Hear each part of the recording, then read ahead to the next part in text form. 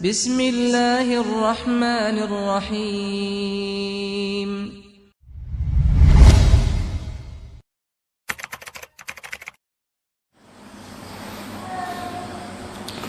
Bismillahirrahmanirrahim. Assalamualaikum warahmatullahi wabarakatuh.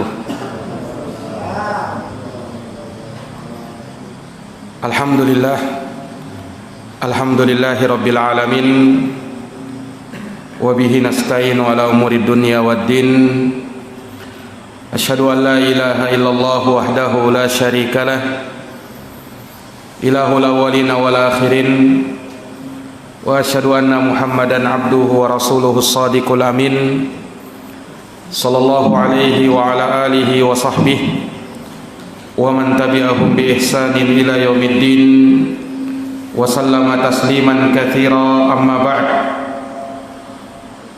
Subhanaka la ilma lana illa ma 'allamtana innaka antal alimul hakim. Allahumma 'allimna ma yanfa'una wanfa'na bima 'allamtana wa zidna ilma ya rabbal alamin.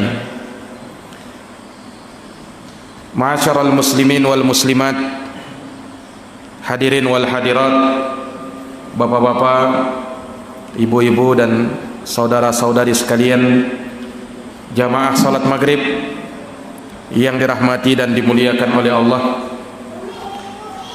Kita bersyukur kepada Allah Subhanahu wa taala atas segala limpahan nikmat, karunia, kebaikan dan keutamaan yang Allah Subhanahu wa taala senantiasa curahkan kepada kita, sehingga di malam hari yang berbahagia ini kita masih dapat berdiri tegak untuk beribadah kepada Allah Subhanahu wa taala. Maka tentu tidak ada daya dan upaya, tidak ada daya dan kekuatan kecuali hanya milik Allah Subhanahu wa taala. Oleh karenanya hendaknya kita bersandar penuh kepada Allah atas segala urusan-urusan kita, bertawakal kepada Allah di dalam permasalahan-permasalahan yang kita hadapi, sehingga kita akan menemukan jalan keluar dan akan senantiasa memberikan berkah dalam setiap langkah dan tujuan kita. Kemudian kita haturkan salawat dan salam, semoga terkirimkan selalu kepada junjungan kita Nabi Agung, Nabi besar Muhammad sallallahu alaihi wasallam, kepada keluarga, para sahabat, serta orang-orang yang senantiasa meniti jalannya sampai hari kiamat. Kaum muslimin dan muslimat, bapak ibu, saudara-saudari, jamaah Masjid Nurul Yakin yang dirahmati oleh Allah. Pada malam hari ini kita akan melanjutkan pembahasan terkait dengan ahkamus syariah, hukum-hukum syariat di dalam pembahasan fikih taharah dari kitab Umdatul Ahkam min kalami Sayyidil Anam, buah karya Al-Imam Abdul Ghani bin Abdul Wahid Al-Maqdisi rahimahullahu ta'ala.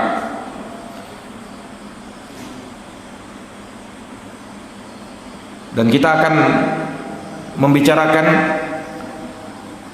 di dalam pembahasan malam hari ini seputar mandi janabah, di mana di awal pembahasan kita sudah menyebutkan hadis Abu Hurairah radhiyallahu taala anhu, di mana ketika Abu Hurairah berpapasan dengan Nabi sallallahu alaihi wasallam, kemudian beliau pun menyelinap untuk pergi dari Nabi karena ingin mandi junub terlebih dahulu, lalu setelahnya bermajelis dengan Nabi. Ketika Nabi merasa kehilangan dengan Abu Hurairah, Lalu setelahnya beliau datang, maka Nabi pun bertanya, "Aina kunta ya Aba Hurairah?" Kamu barusan dari mana wahai Abu Hurairah? Maka Abu Hurairah berkata, "Kuntu junuban." Aku tadi sedang junub ya Rasulullah. Fakarihtu an ujalisaka ala ghairi taharah. Aku tidak suka bermajlis kepadamu dalam keadaan aku tidak suci. Maka Rasulullah bersabda, "Subhanallah, innal muslim wa fi riwayatin al mu'min la yanjus." Subhanallah, sesungguhnya seorang muslim, seorang mukmin itu tidaklah najis. Nah, setelah kita ambil pelajaran-pelajaran dari hadis yang mulia ini, maka kita akan lanjutkan hadis berikutnya yang disebutkan oleh Imam Abdul Ghani bin Abdul Wahid Al-Maqdisi rahimahullah, yang mana hadis yang kita akan bacakan pada malam hari ini berbicara tentang kaifiyat, tata cara mandi yang diwajibkan itu. Dan ini mencakup semua pembahasan tentang mandi yang disyariatkan. Mandi junub, mandi wanita yang selesai dari haid, nifas, tata caranya sama seperti ini. Bahkan ulama juga menyebutkan seseorang yang mandi di hari Jumat, tata caranya pun sama seperti ini. Juga mandi di hari Id, tata caranya sama seperti ini.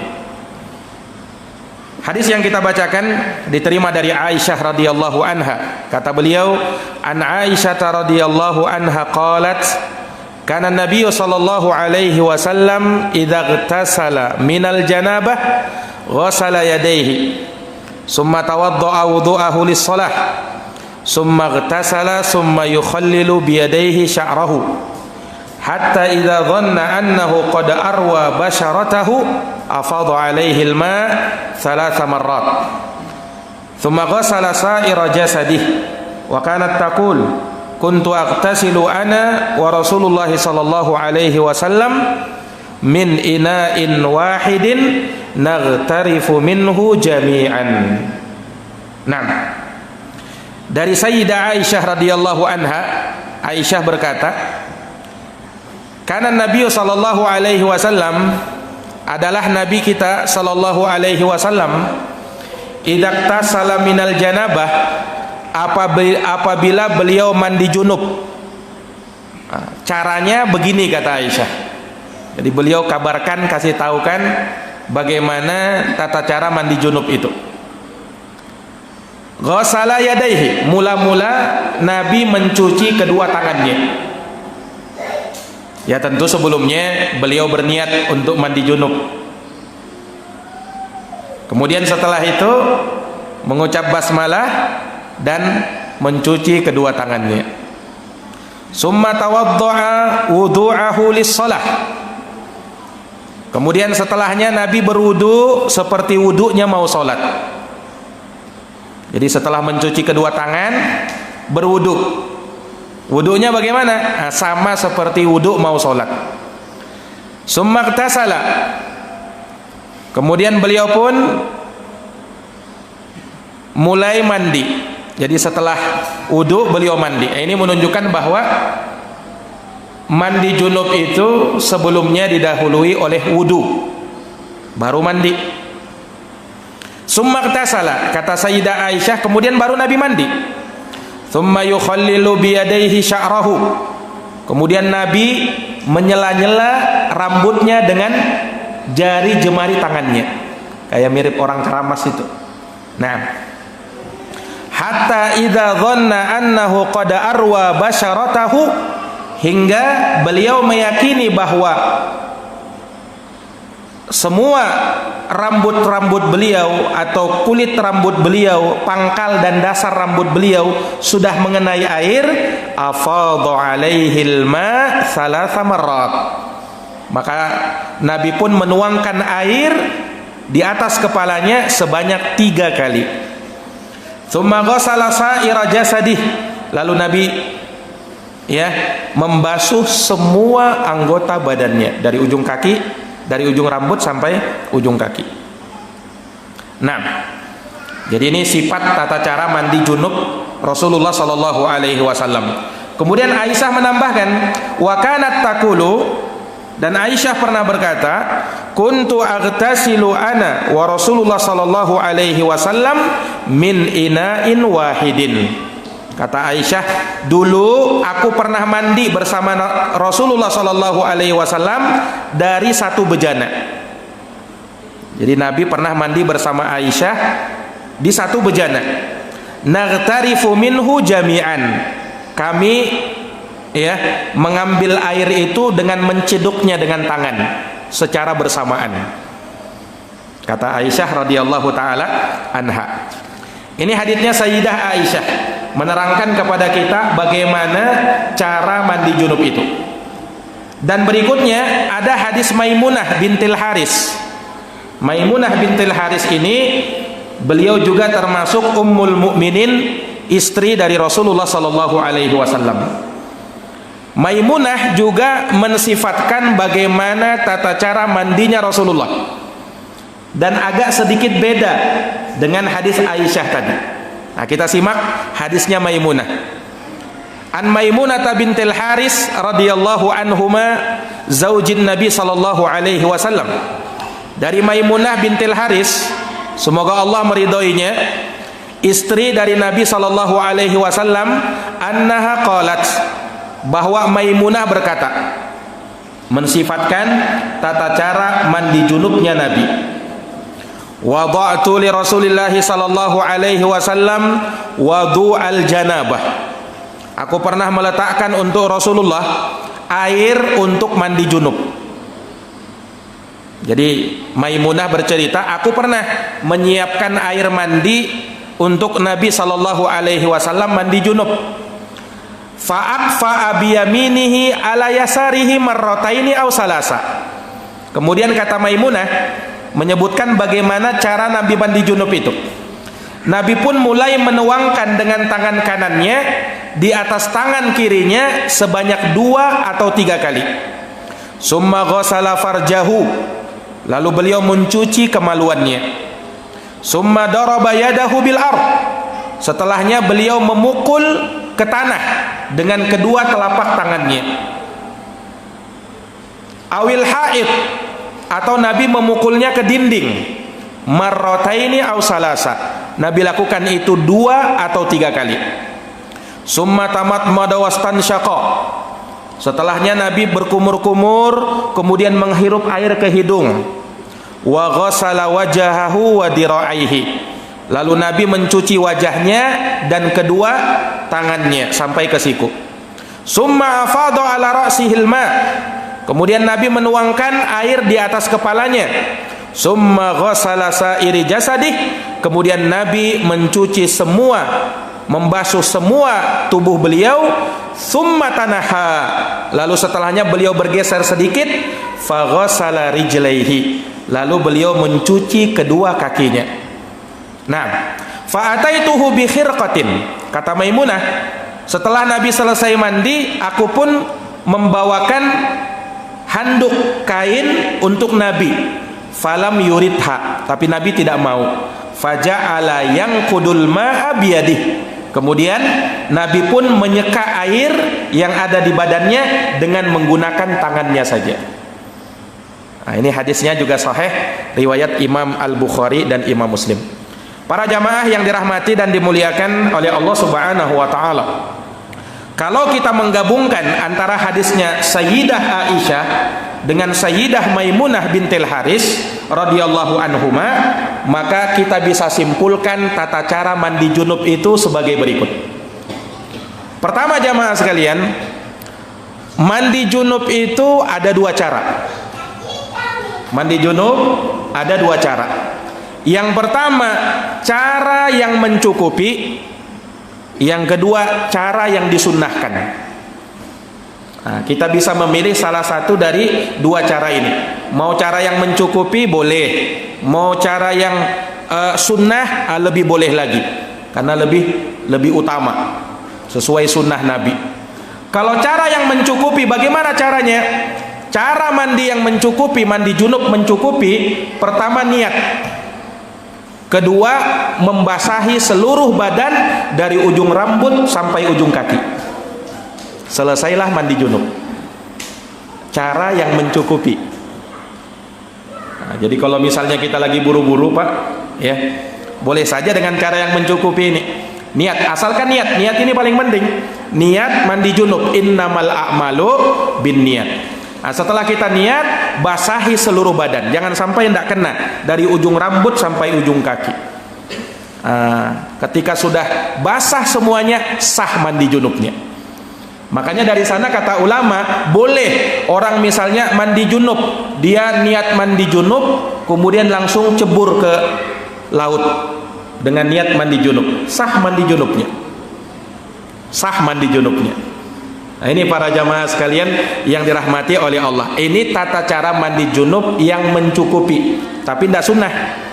Ada yang sunnah. Nah, ini tata cara yang kedua, mandi junub sesuai sunnah Nabi. Mandi junub sesuai sunnah Nabi, inilah yang diterangkan dalam hadis Aisyah tadi dan hadis Maimunah tadi.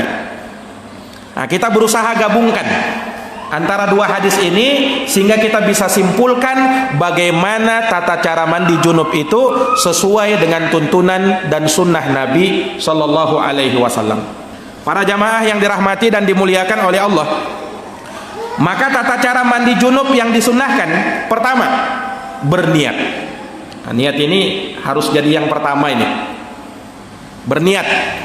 Yang kedua, baca bismillah.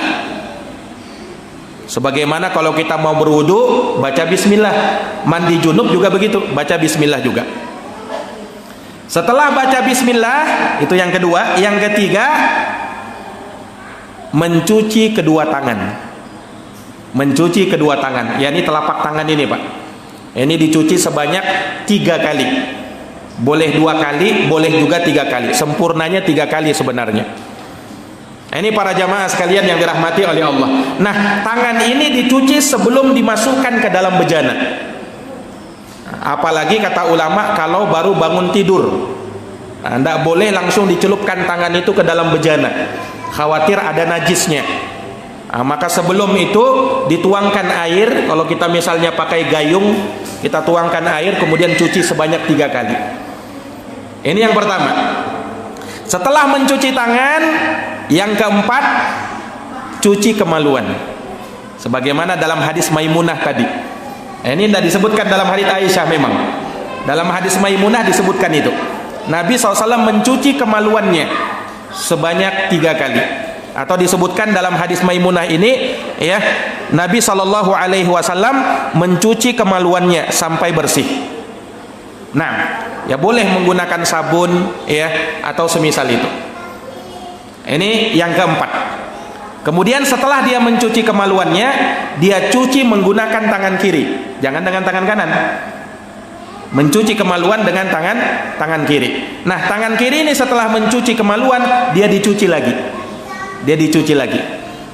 Nah, setelah itu, setelah mencuci kemaluan, barulah mulai berwudu. Barulah mulai apa? Berwudu. Ini yang kelima. Ini yang kelima. Jadi tadi setelah berniat, baca bismillah, mencuci kedua tangan, ya, telapak tangan, kemudian mencuci kemaluan, baru berwudu. Nah, cara yang kelimanya berwudu. Wudunya bagaimana, Ustadz? Wudu seperti mau sholat. Mulai dari cuci tangan, kemudian kumur-kumur, menghirup air ke hidung, mencuci wajah, kemudian tangan sampai siku, kanan dulu baru kiri, 3 kali, kemudian mengusap kepala, setelahnya mengusap kepala sekaligus telinga, kemudian setelahnya mencuci kedua kaki. Nah, itu cara yang kelima. Kemudian yang keenam, setelah dia berwudu seperti wudu sholat, ya, mulailah dia mandi. Nah, jadi wudu itu lebih didahulukan sebelum mandi. Jangan mandi baru wudu. Wudu dulu baru mandi. Wudu dulu baru mandi. Nah, jadi setelah dia selesai wudu, mulailah dia membasuh badannya. Caranya dia mulai dari kepala dulu. Jadi dia ambil air dengan tangannya, kemudian dia menyela-nyela rambutnya. Ya, kayak orang keramas itu, ya. Untuk memastikan air telah sampai ke pangkal rambut. Karena kalau orang mandi junub Pak, apalagi kalau rambutnya tebal misalnya, ya, itu air itu mesti sampai ke pangkal rambut ini. Caranya supaya begitu bisa sampai bagaimana? Bukan hanya sekedar disiram, tetapi air masukkan di sini. Kayak orang mau keramas itu, ya kan? Setelah dia keramas seperti itu, menyela-nyela dengan tangannya, maka mulailah dia menyiram, ya, kepalanya dengan air 3 kali siraman. Bagaimana tata caranya? Tata caranya dijelaskan dalam hadis yang lain. Nabi mula-mula menyiram bagian yang kanannya dulu.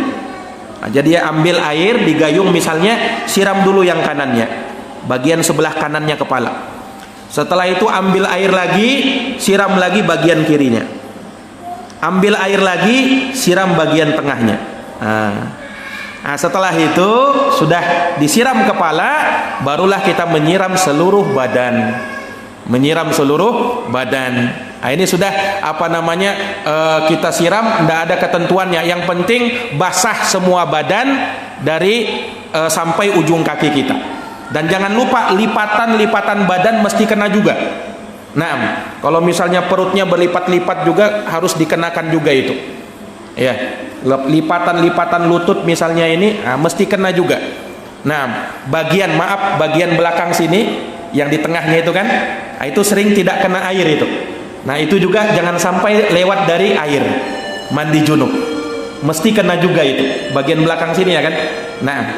Ini para jamaah yang dirahmati dan dimuliakan oleh Allah Subhanahu wa taala. Setelah selesai semua, kemudian kita bergeser sedikit dari tempat mandi kita. Misalnya kita punya kamar mandi, ya kan, kita mandi junub di situ. Kemudian kita berdiri di suatu tempat, kita agak bergeser ke tempat yang lain. Baru cuci kaki. Cuci kaki 3 kali, selesailah mandi junub. Selesailah mandi junub. Ini tata cara mandi junub, dan saya yakin ya kebanyakan dari kita sudah banyak yang mengetahuinya, banyak mengamalkannya, tapi tentunya tidak salah manakala kita mengulang-ulang kembali kalau mungkin ada yang kelupaan atau ada yang keliru. Para jamaah yang dirahmati dan dimuliakan oleh Allah Subhanahu wa taala, maka itulah tata cara mandi junub yang sunnah. Kalau seorang misalnya junub, ya, maka dia boleh memilih dengan cara yang mencukupi, tapi lebih bagusnya dengan cara yang sunnah seperti yang tadi kita ajarkan. Ya, jadi yang pertama berniat, kemudian baca bismillah, kemudian cuci kemaluan, kemudian berniat, baca bismillah, mencuci kedua tangan, kemudian mencuci kemaluan, setelahnya berwudu seperti wudu mau sholat, ya. Kemudian yang keenam keramas, ya. Yang ketujuh dia siram kepalanya kanan kiri baru tengah. Yang kedelapan dia siram seluruh anggota badannya, ya. Baru yang terakhir dia bergeser sedikit, cuci kedua kakinya, kanan baru kiri, 3 kali. Selesailah mandi junub yang disunnahkan. Para jamaah yang dirahmati dan dimuliakan oleh Allah Subhanahu wa taala, setelah dijelaskan bagaimana tata cara mandi junub yang sesuai sunnah, di sini ada beberapa pembahasan yang perlu diperhatikan. Hal yang pertama, kata para ulama, di dalam mandi junub, ya, itu juga sama kaifiatnya entah bagi laki-laki maupun perempuan. Tidak ada perbedaan tata cara mandi junub bagi laki-laki dan perempuan, sama tata caranya. Dan juga ini berlaku bagi wanita yang ingin mandi selesai dari haid atau selesai dari nifas. Tata caranya sama seperti ini. Dan ulama juga mengatakan tata cara mandi untuk sholat Jumat dan sholat Id juga sama seperti ini, walaupun dia tidak junub. Ini jamaah sekalian yang dirahmati dan dimuliakan oleh Allah Subhanahu wa taala. Kemudian yang namanya mandi junub, ya, itu wajib berniat. Kalau misalnya dia mandi, ya, padahal dia junub, pas selesai mandi biasa, baru dia ingat, tadi saya junub. Dia wajib mengulang mandinya, karena dia tidak berniat tadi, ya kan? Harus berniat, innamal a'malu binniyat. Kalau dia sekedar mandi biasa, ya, mandi biasa, selesai mandi baru ingat, tadi saya junub ya. Dia wajib ulang mandinya. Karena beda ya, mandi biasa dengan mandi junub. Mandi junub butuh niat. Kalau mandi biasa ndak butuh niat. Karena yang namanya ibadah itu butuh niat. Niat di dalam hati jamaah sekalian yang dirahmati dan dimuliakan oleh Allah. Baik. Kemudian membaca bismillah sunnah hukumnya sebelum mandi. Sebagaimana berwudu, sebelum berwudu sunnah hukumnya untuk membaca bismillah. Sebagian ulama bahkan mengatakan wajib. Ini para jamaah yang dirahmati dan dimuliakan oleh Allah Subhanahu wa taala. Kemudian kapan seseorang ini disyariatkan mandi junub? Kapan disyariatkan? Kata para ulama, mandi junub itu tidak harus disegerakan, boleh diakhirkan. Asalkan ketika sudah masuk waktu sholat, dia segera mandi karena mau sholat sudah. Tapi kalau misalnya apakah wajib ketika junub langsung segera mandi? Jawabnya tidak wajib, boleh dia akhirkan. Nah, boleh dia akhirkan sampai besok pagi misalnya sebelum sholat subuh baru dia mandi junub. Itu tidak masalah. Itu tidak masalah. Hanya saja kata ulama, kalau orang misalnya junub di malam hari, ya, kalau dia junub di malam hari dan dia belum mau mandi junub nanti saja pas subuh, maka hendaknya dia ringankan hadasnya dengan cara berwudu. Jadi sebelum tidur wudu dulu. Kalau tidak mau mandi junub misalnya terlalu dingin kalau malam ya kan. Akhirnya dia akhirkan. Wudu saja kalau begitu. Wudu sebelum tidur. Nanti pas sudah mau dekat waktu subuh baru dia apa? Baru dia mandi junub. Ini para jamaah yang dirahmati dan dimuliakan oleh Allah Subhanahu wa taala. Iya. Kemudian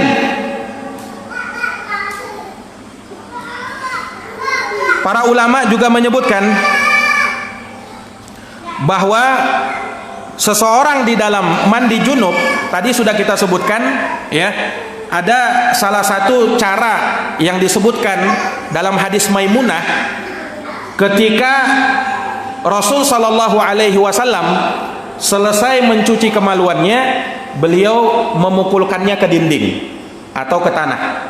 Nah kata ulama ini bisa diwakilkan dengan memakai sabun yang ada di zaman sekarang, karena fungsinya sama untuk menghilangkan kotoran atau najis yang melengket.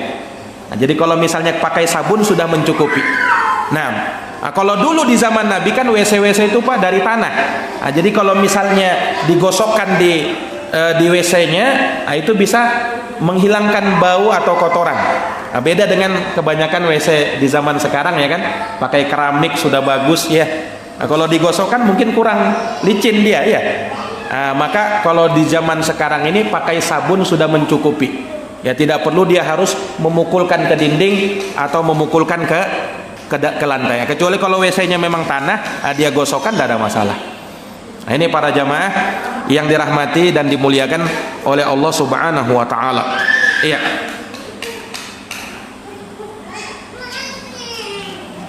Kemudian berwudu kata para ulama di dalam mandi junub itu dari perkara yang disunnahkan.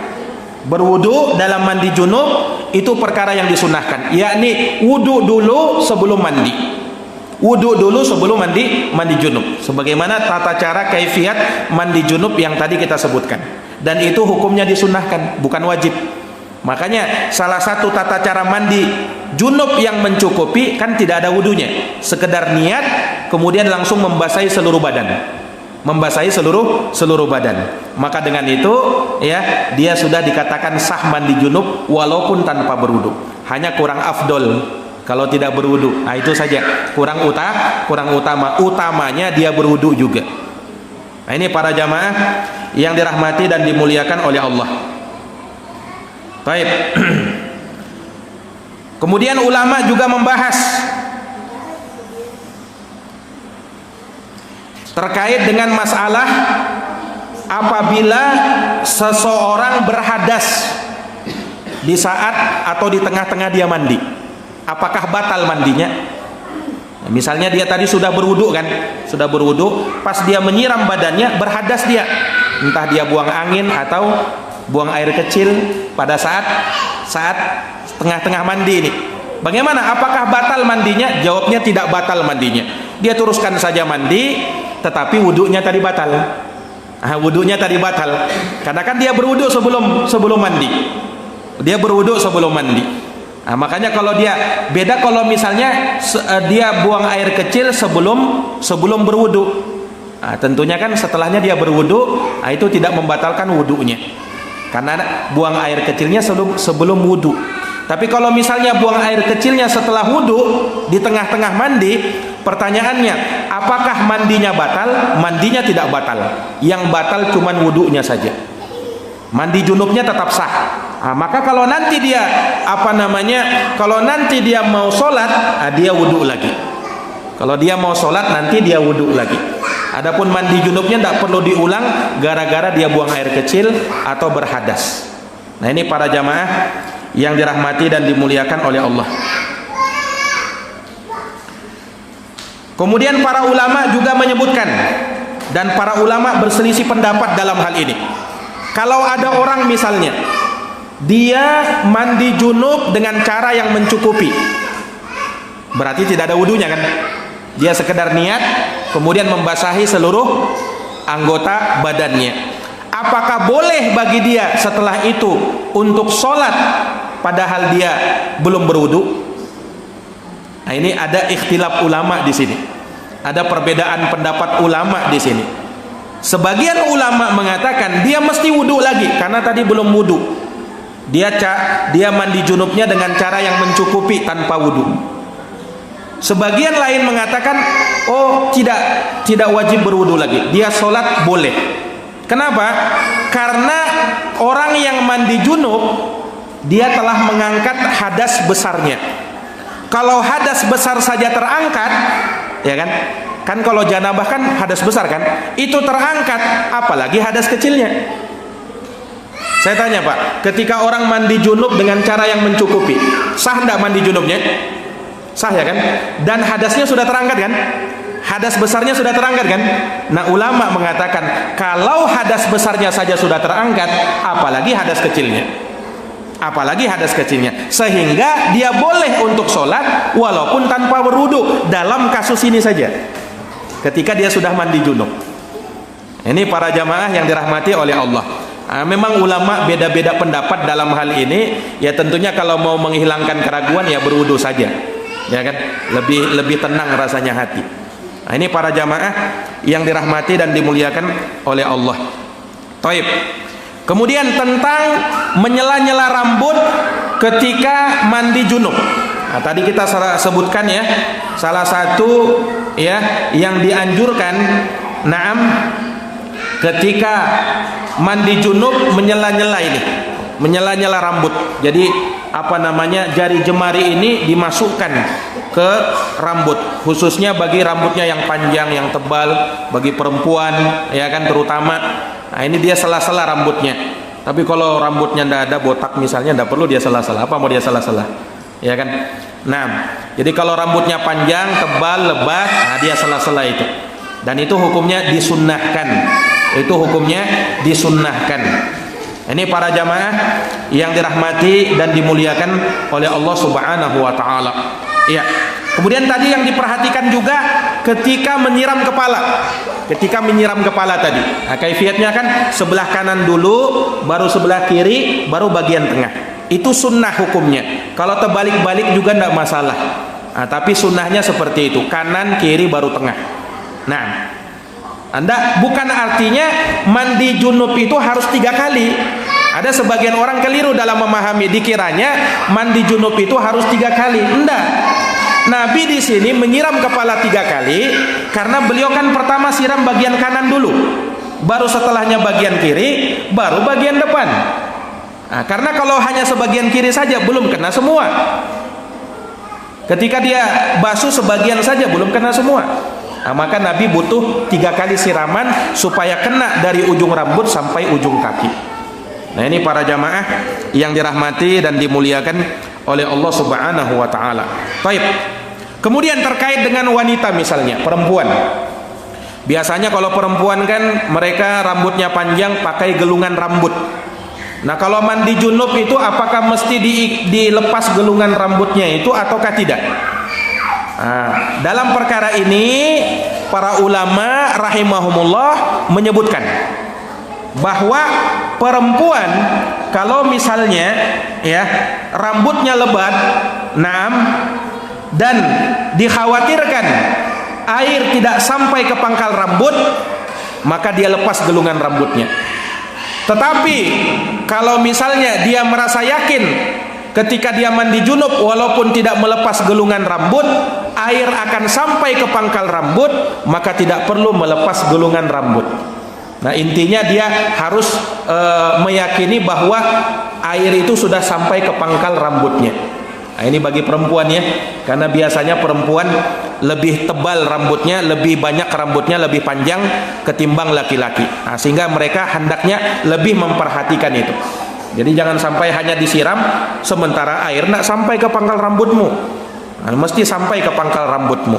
Nah, ini para jamaah yang dirahmati dan dimuliakan oleh Allah Subhanahu wa taala. Taib. Kemudian yang perlu diperhatikan juga sebagaimana kata Imam Nawawi rahimahullahu taala bahwa orang yang mandi junub dia mesti ya membasahi seluruh anggota badannya. Kapan ada anggota badan yang tidak kena air, maka tidak sah mandi junubnya. Harus kena semuanya. Nah, makanya tadi yang kita perlu perhatikan lipatan-lipatan badan. Nah, itu yang kadang sering kelupaan. Iya, apalagi yang badannya banyak lipatan-lipatannya ya. Nah, itu diperhatikan itu. Perut-perutnya misalnya ada lipatan-lipatannya, nah, dia perlu lihat itu. Kemudian di bagian ini tadi, Pak. Di bagian belakang ini. Ini kalau tidak kena bisa tidak sah mandi junub kita. Bagian belakang ini. Bagian belakang ini. Nah, ini juga perlu diperhatikan. Kemudian bagian belakang lutut, nah itu juga diperhatikan. Karena mandi junub ini bukan mandi seperti biasa.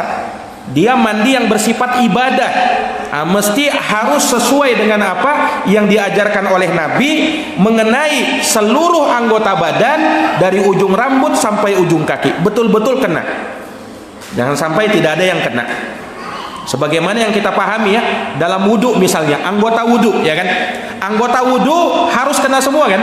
Nabi pernah teriak ketika ada sahabat yang wudhu tumitnya tidak kena air wudhu. Kata Nabi, wailul lil aqabi minan nar, celaka tumit-tumit dari api neraka, kata Nabi. Celaka tumit-tumit dari api neraka. Padahal yang tidak kena itu cuman segini nah, cuman di tumitnya. Nabi katakan celaka ini, hati-hati. Nah, kalau mandi junub yang mesti kena semuanya, mesti kena semuanya. Nah, makanya perlu diperhatikan yang tadi itu. Nah, ini para jamaah yang dirahmati dan dimuliakan oleh Allah Subhanahu wa taala. Baik, mungkin demikian ya yang bisa kami paparkan, semoga bermanfaat tentang kaifiat tata cara mandi junub sesuai yang diajarkan dan disunnahkan oleh Nabi kita Muhammad sallallahu alaihi wasallam. Semoga bermanfaat, semoga menambah ilmu kita dan semoga kita bisa amalkan ya. Dan kita bermohon kepada Allah Subhanahu wa taala agar kita bisa istiqomah di atas majelis ilmu, menuntut ilmu. Naam, karena di sana ada kebaikan dan banyak kemuliaan serta keutamaan. Wallahu alam bisawab. Kita akhiri dengan doa kafaratul majlis. Subhanakallahumma wa bihamdika asyhadu an la ilaha illa anta astaghfiruka wa atubu ilaik. Wassalamualaikum warahmatullahi wabarakatuh.